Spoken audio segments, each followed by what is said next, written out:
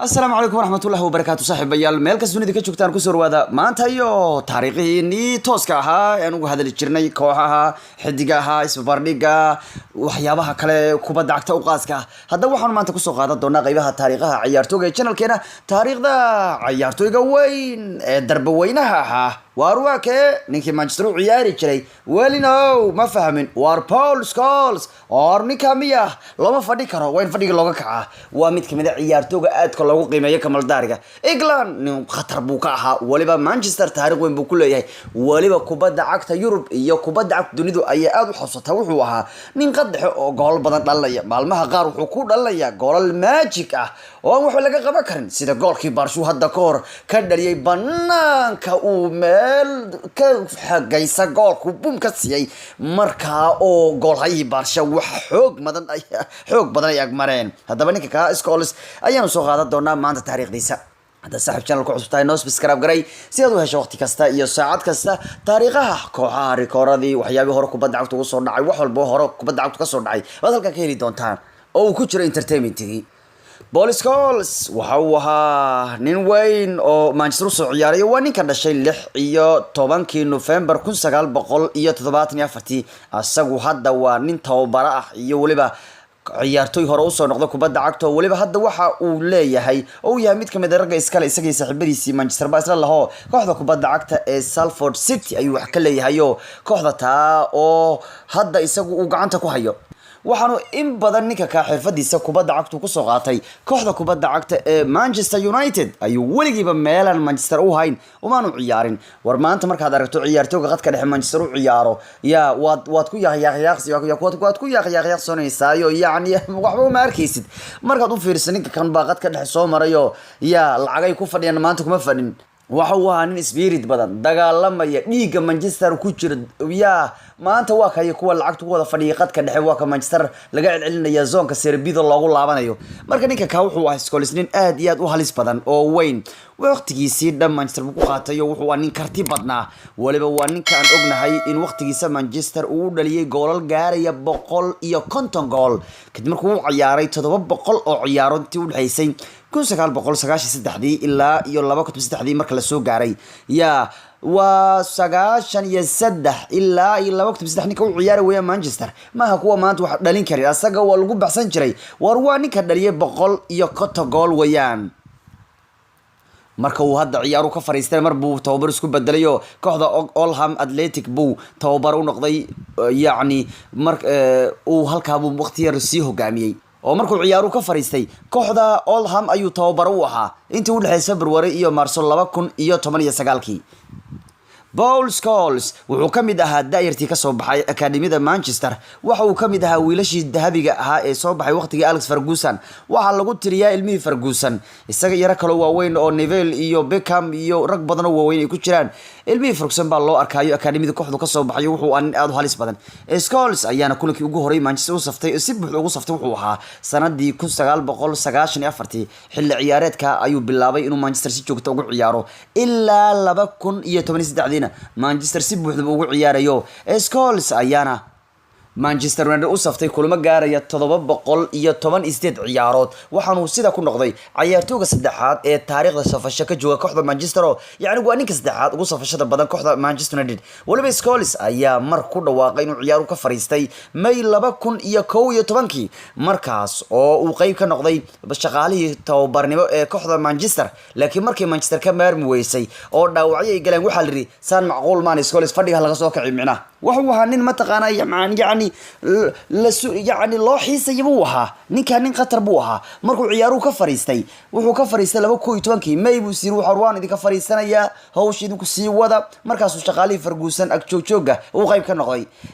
yani Ferguson markaa kadibna Manchester waa ku yaabi wuxuu isir war meeshan Scholes baa ka maqlay war Scholes oo soo kacnay marada iga dhaciisku ku yiriyo mar dambe wadan Scholes ku soo laabtay xulkii yani kooxdii Manchester isagoo go'aan ku qaatay inuu ciyaaru ka fariistay Manchester 2012 ayuu hadana dib ugu soo laabtay January 2012 markaas oo Manchester u soo ciyaaray wax ka badan hal xilli ciyaarood balse ugu dambeyn wuxuu ka fariistay ciyaaraha May ugu dambeyntii 2013 Paul Scholes waxa uu Manchester kula guuleystay 25 koob oo 11 kamid ah yihiin Premier League warnimo iyo Manchester nimanka u ciyaar waxaan kala yaabay iyagu waxaan kala yaabay 13 Premier League bay qaadeen gigs oo kale 13 waa u lahantay ragga kanu hadda 11 Premier League buu kooxdan lahantay marka Manchester Premier League gan dadku ay u walwaalanaya ay Ilaahay u jilciyay Manchester waa la cawraystay ya waqtiga Premier League la bilaabay in magaca lagu ciyaaro waxay laga soo bilaabay 1990 ilaa alaan baa la maraya magaca u jira Manchester Premier League gan kooxu qaar ayna xataa hal xab haysan oo waliba kooxu qaar in yar oo afar xabba iska haystaan iyo tababarayaasha xataa ku dhibadeen hal nin iyo hal koox iyo ciyaartooy kooxda ka soo mid noqday waa hal nin Ferguson waa hal koox Manchester iyo ciyaartooygoodii waxay ahaayeen ciyaartooyga bandar ka noqday koobkan oo daldashay Scholesna muddada uu Manchester u ciyaarayay koobka uu u qaaday gaarayay ilaa iyo 25 koob 11 kamid Premier League ayuu yihiin oo marka waa cidig ayuu ka yahay koobka qaadidiisa ya waana in ka badan inta ay qaadeen ciyaartooyga ka Ingiriiska oo dhan yani ciyaartooyga kubadda cagta England ka soo jeeda yani ciyaartooyga England u dhashay ma jiro nin 11 Premier League qaaday ma jiro ya 11 Premier League ciyaartooy England u dhashay oo haysta koob inta laga 11 ma jiro waliba xataa ninka rekoorkiisa waxa ku jira tartanka Champions League oo xataa la qaaday Manchester tiro 2 jeer marka 25 koob guud ahaan 11 Premier League ay tahay 2 jeer oo Champions League Paul Scholes waxa uu xitaa xulka Ingiriiska soo matalay sanadii 1997 ilaa iyo 2004 waliba ninka kan ayaa ka soo qayb qaatay koobkii wadankiisu sidoo kale ciyaarayeen 98 iyo sidoo kale 2002 koobkii adduunka ee World Cup-ka waliba UEFA Euro-ga 2000 iyo kii 2004 Scholes waa uu ka soo mid noqday Scholes ayaanu ka fariistay ciyaaraha wadankiisa ee caalamiga Agosto 2004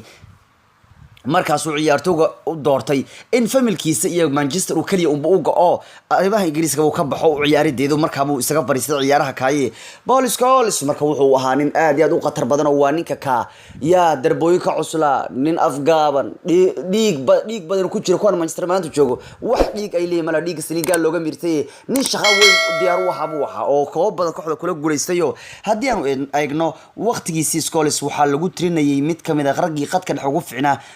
soo maray jiilkiisa ragii ugu fiicnaa qadka dhexe baa lagu tiriyaa waliba rag badan baa amaano tababarayaal ku jiraan iyo ciyaartooy ku jiraan Xavi Hernandez ayaa ku tilmaamay ninka la yiraahdo Paul Scholes inuu ahaa kii ugu fiicnaa qadka dhexe u arkayo xirfadiisa muddo 15 ilaa iyo 20 sano u dambeeyay buu leeyahay Xavi oo lagu gartin uu yahay ninka maldaariga qadka dhexe lagu amaano ayaa amaan ugu qubayay ninka la yiraahdo Scholes oo wuxuu leeyahay waa ciyaartooyga qadka dhexe ugu fiicnaa aan ku arkayo leeyahay kubadda cagta muddo 15 ilaa iyo 20 sanadood waxaanu ku qeexay inuu yahay ciyaartooy inaan caadi ahayn oo aad u xoogan oo dhalinaya goolka ee baasaya ee wax laga qaban karin xitaa Beli oo Brazilian u dhashay oo nin weyna ayaa wuxuu leeyahay hadii uu xilligeygii joogi lahaa Paul Scholes oo anigu iga garab ciyaari lahaa kulaha ya war waxaan dhalin lahaa wiru maanta goolasha aan haysto in ka badan baan dhalin lahaa oo Beli waxa lagu xisaabiyay inuu yahay ninka dhaliya gool ka badan 1000 gool ka badan ninka dhaliya baa lagu tiriyaa wuxuu leeyahay maanta dan Scholes lahaa buu leeyahay waqtigeeyii iskuma soo gaarin laba jil bay kala yihiin hadii Scholes beriga waqtigii uu noolaan lahaa oo uu ma taqaan iga garab ciyaari lahaa gool badan baa dhalin lahaa buu leeyahay xataa Thierry Henry oo Arsenal ciyaari jiray oo cadowtooy weyn soo dhex martay labada kooxood Arsenal iyo Manchester ayaa sheegay Henry wuxuu ku tilmaamay ninka la yiraahdo Scholes ku qeexay inuu yahaa ciyaartooyga ugu fiicnaa ee soo maray taariikhda Premier League Scholes ayaa xitaa lagu daray 10 xilli ciyaareed xidigaha ugu fiican Premier League waliba ninka kan ee Paul Scholes waxa lagu xasuustaa markii uu Manchester ciyaareeda ka fariistay ee uu markale dib Manchester ugu soo laabtay markaa waxa loo fahmay inuu yahay nin inaan caadi ahayn markii uu ka fariistay waxa la arkay Manchester soo kari weysay ee dhaawacyo hareeyeen markaa uu Ferguson waxa lagu xasuustaa birigu dhahay war Scholes oo soo laabaniyo fadhi ka soo kacniyo waxa weeyaan waa ku wareersanahay meesha tan isla markii uu yimaaday waxaanu bilaabay inuu gool yaab la dhaliyo oo Scholes markuu ciyaaruhu ka fariistay May 2011 haddana mar kale uu dib ugu soo laabtay Manchester isagoo ma taqaana Manchester dhibaatadii dhaawac ka jir darteed loogu soo celiyay ciyaaro waxaanu dib ugu soo laabtay oo uu bedel ku yimaado ciyaar Manchester ay 3 iyo 2 ugu adkaanisay kooxda Man City oo ay iskala dhiseen magaalada FA Cup ku waxa waliba kulkii Bolton baa lagu xasuustaa markuu ciyaaraha dib ugu soo laabtay in uu dhaliyay Manchester goolkiisii soo laabashada ahaa markii Rooney uu u baasay laad fiican markaas uu hadda dhaliyay goolkiisii ugu horeeyay markuu Manchester dib ugu soo laabtay kadib gool kale Scholes ugu dambeyntii waxa uu mar kale ku dhawaaqay haddana inuu ciyaaruhu ka fariistay kadib markuu Manchester u ciyaaray kulankiisii 499 ee horyaalka Premier League 19 May 2003 markaas oo iska hor imaanayeen kooxda West Brom Albion waxaana kulanka uu qaatay Scholes kaarkiisii 97 ee Premier League waxaana waqtiga kaa loo calaamadeeyey inuu yahay cayaartooga saddexaad ee ugu kaarka badan Premier League kadib Leo Bowyer oo 102 qaatay iyo Kevin Davis oo 101 jaal qaatay. hadda ninka la yiraahdo Paul Scholes laba caruur baa u joogo waxaanu guursaday saaxiibadiisii waqtiga dheereyd laba wiil iyo hal gabar waa wax wada haystay ninka kan legendga Manchester marka waa ninka u soo dhaliyay Manchester 155 gool iyo xulkinka Ingiriiska uu dhaliyay 14 gool oo waa kay ninka weyna ee maanta taariikhdiisa ku gabagabeynayno hadii aad xiisayso taariikhaha kooxaha iyo ciyaartooygu mid kamid ah taariikhda aad ugu jeceshahay ciyaartooy ama kooxeed baad qaybta soo nagu soo reebi kartaa inta ku dhaafno maanta Paul Scholes goolkiisa yaabka lahaa waa kii hadda ka hor Barca uu Champions League kaga ciribtiray يعني كاس او كارين برشلونة اي ما تقارا اودي ويدو اني كسو كلابته جولكا مانشستر isaga xaariiriyeen finalkii Champions League illa mar dambe ba gacanta ku dhigeen koobkii dhaga weynaha